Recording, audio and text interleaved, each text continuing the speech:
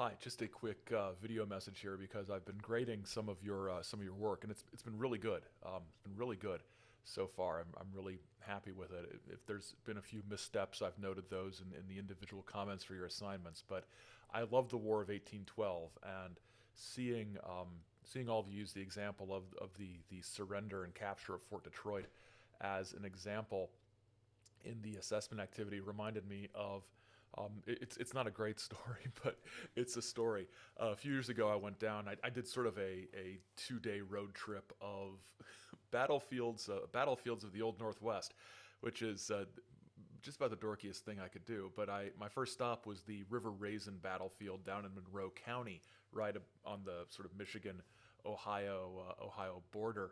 Um, Probably about you know realistically 2 hours south of us here in the Flint area.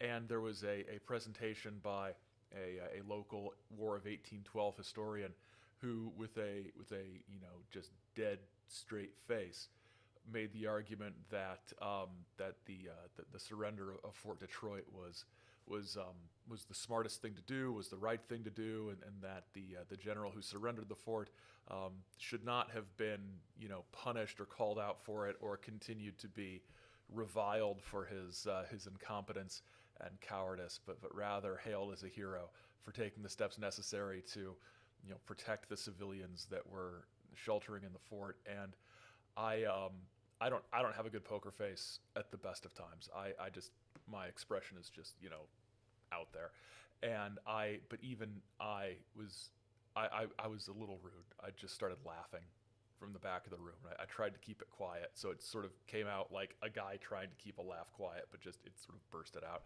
and a bunch of old people turned and sort of glared at me. I mean, older than me, right?